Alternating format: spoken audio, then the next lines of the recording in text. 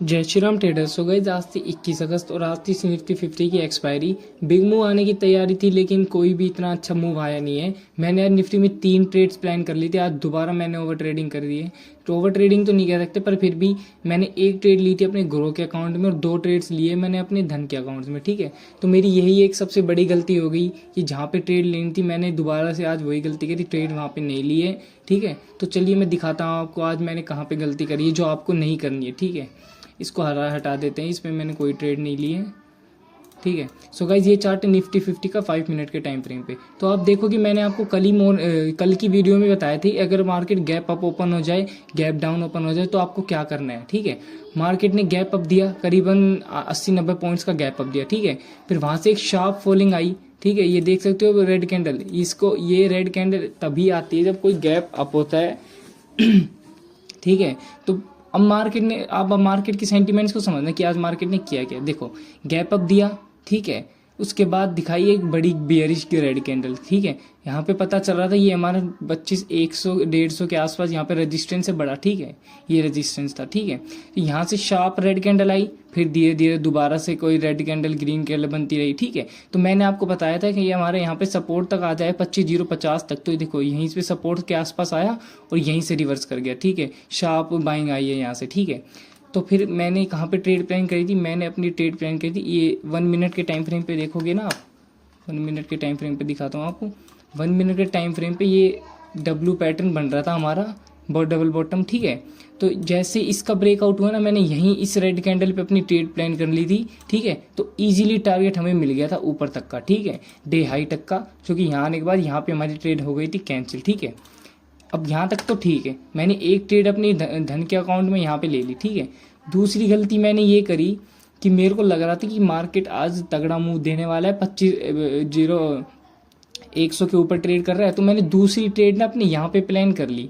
ठीक है, यहाँ पे मैंने थोड़ी फोमो में एक ट्रेड प्लान करी थी ग्रो के अकाउंट में, क्योंकि मेरे को लगा कि मार्केट अभी फ्लो में आया तो ये इसको भी तोड़ के और ऊपर चला जाएगा, एक शॉर्ट कवरिंग मूव हमें देखने को मिला, क्योंकि बहुत सारे कॉल राइटर्स यहाँ पे बैठे हुए हैं जो अपनी पोजीशन काटेंगे। ठीक है, लेकिन ऐसा नहीं हुआ, मार्केट अपने इस रेजिस्टेंस को तोड़ ही नहीं पाया और यहाँ से नीचे आ गया। ठीक है, यानी कि मैं अब कोस्ट टू कोस्ट आ गया था, क्योंकि जो प्रॉफिट उसमें था धन के अकाउंट में वो प्रॉफिट हमने दूसरे ग्रो के अकाउंट में गवा दिया था। ठीक है, तो यहाँ तक मैं कोस्ट टू कोस्ट था। ठीक है, फिर मार्केट धीरे धीरे नीचे चलती रही। ठीक है, फिर मैंने एक ट्रेड और प्लान करी, दिखाता हूँ कैसे। ये देखो मार्केट धीरे, यहाँ तक हमने कोई भी ट्रेड नहीं प्लान करी, ना कोई व्यू था हमारा पुट साइड लेने का। ठीक है, दोबारा देखो ये जैसे हमारी ट्रेंड लाइन का ब्रेकआउट हुआ ना, यहाँ पे कि ट्रेड लेने का प्लान था, लेकिन मैंने यहाँ पे कोई ट्रेड नहीं ली, मैंने दोबारा इस रेजिस्टेंस पे ट्रेड ली। ठीक है, जैसे ही देखा कि मार्केट ऊपर दोबारा सस्टेन नहीं कर पाई, ये देखो ये ऊपर सस्टेन नहीं कर पाई, तो दोबारा मैंने ट्रेड लिए यहाँ पे। ठीक है, ये इसका उसके कंफर्मेशन के लिए मैंने 1 मिनट के टाइम फ्रेम पे देखा था और इस कैंडल के लो पे मैंने अपनी ट्रेड बना ली थी। ठीक है, यहाँ तक का हमें इजीली टारगेट मिला, लेकिन यहाँ तक का प्रीमियम में इतना मूव आया नहीं था क्योंकि ओटीएम ले रखा था मैंने। ठीक है, उसके बाद मैंने इस ट्रेड को दोबारा कैंसिल कर दिया, पता नहीं क्यों, पर मैंने इस ट्रेड को अपनी दोबारा कैंसिल कर दिया लगभग कोस्ट टू कोस्ट में। फिर मैंने एक ट्रेड अब उठाई थी 3 PM वाले कैंडल पे। ठीक है, इसमें एक तगड़ा मूव हमें देखने को मिला था, ये देख रहे हो आप ये वाला। ठीक है, तो मैंने इसमें स्कैल्प ही करा था, तो लगभग यहाँ पे मैंने कितने पॉइंट्स उठाए हैं मैं आपको दिखाता हूँ क्या हो रहा है। यहाँ पे मैंने लगभग 5 से 10 पॉइंट्स में इसको अपनी ट्रेड को कैंसिल कर दिया था। तो ओवरऑल मैं कह सकता हूँ कि आज मैं कोस्ट टू कोस्ट ही हूँ।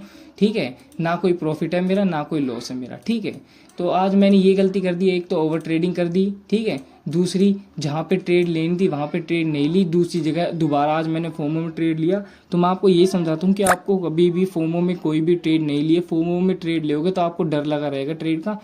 अगर हिसाब से प्लान करके सिस्टमेटिक ट्रेड करोगे ना कोई डर लगेगा ना कुछ लगेगा। ठीक है, टारगेट होगा तो टारगेट मिलेगा, स्टॉप लॉस होगा तो स्टॉप लॉस मिलेगा। ठीक है, अब एक बिग मूव आने की जो मार्केट में हाइप बना रखी है, बहुत तगड़ा मूव आएगा, बहुत तगड़ा मूव आएगा। कल का दिन बचा हुआ है, कल जहाँ तक है सारे अपनी पोजीशंस कट करेंगे, कल एक बिग मूव आ सकता है, मेरी बात ध्यान रखना। कल बिग मूव कहाँ पे मिलेगा आपको, देखो अगर मार्केट कल गैप डाउन ओपन होती है यहाँ पे 25, यहाँ पे यहीं कहीं ओपन होती है, फिर एक 25,000 तक के लेवल तक आएगी। 25,000 के लेवल के बाद एक हमें बाउंस बैक देखने को मिल सकता है। ठीक है, बिग मूव हमें कहाँ पे मिलेगा, बिग मूव हमें मिलेगा 150 के ऊपर जाने के बाद। ठीक है, अगर मार्केट 150 पे आ गई ना तो सीधा टारगेट हमारा 200 और 250 का मिलेगा, ठीक है, 25 से 150 के आने के बाद, ठीक है। अगर मार्केट गैप अप दे दे तो सिंपल सी बात है, आपको पहले प्रॉफिट बुकिंग का वेट करना है, थोड़ा नीचे आए तब खरीदना, फिर मार्केट ऊपर की साइड दिखेगी, ठीक है। फ्लैट के साथ आप जा सकते हो क्योंकि मार्केट यहीं पर रेजिस्टेंस या सपोर्ट के पास उठेगी, जैसे यहाँ पे नीचे टच करेगी वहाँ से ऊपर का बिग मूव हमें देखने को मिलेगा, ठीक है। So guys profit booking normally आती रहती है, लेकिन शॉर्ट कमिंग आने वाली क्योंकि कॉल राइटर्स बहुत ज़्यादा बैठे हुए हैं। अगर वो लेवल टूटता है तो बहुत तगड़ी ऊपर की साइड हमें मार्केट जाती हुई देखने को मिलेगी, 250 के आसपास 300 के पॉइंट्स हमें मिल जाए।